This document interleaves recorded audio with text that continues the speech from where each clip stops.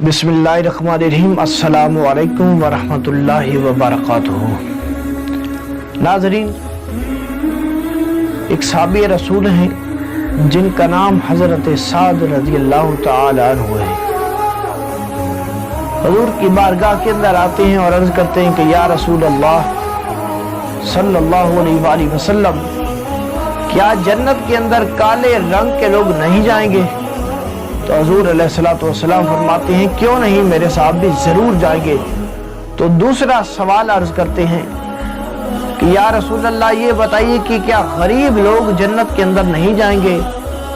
तो ताजदार कायनात इरशाद फरमाते हैं, ऐ मेरे साहब भी क्यों नहीं जाएंगे, जरूर जाएंगे, बल्कि कसीर तादाद के अंदर गरीब लोग ही जन्नत के अंदर दाखिल होंगे।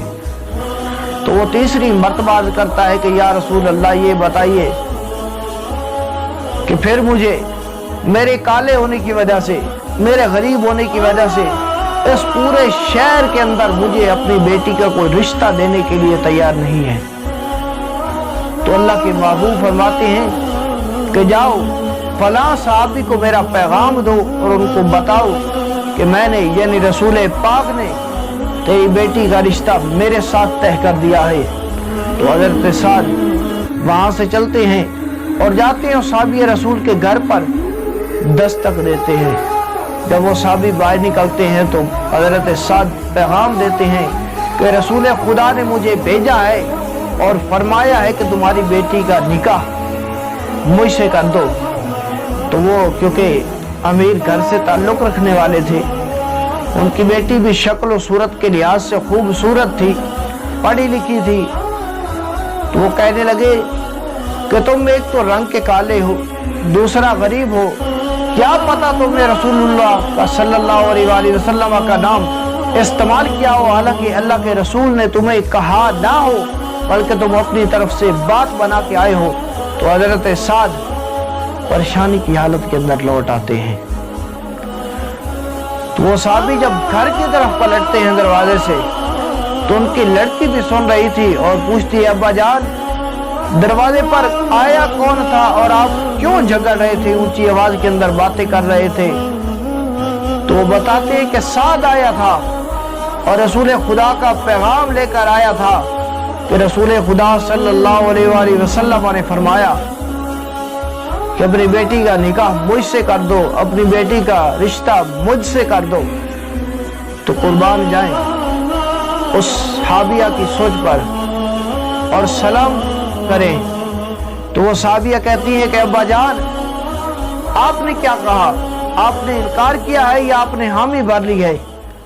तो उसके वालिद कहते हैं कि बेटा मैंने तो फिलहाल इनकार कर दिया है। तो वो फरमाती हैं, अब्बा जान ये आपने क्या कर दिया, आपने साद की तरफ नहीं देखना था, उसके काले रंग की तरफ नहीं देखना था, आपने उसकी गरीबी की तरफ नहीं देखना था।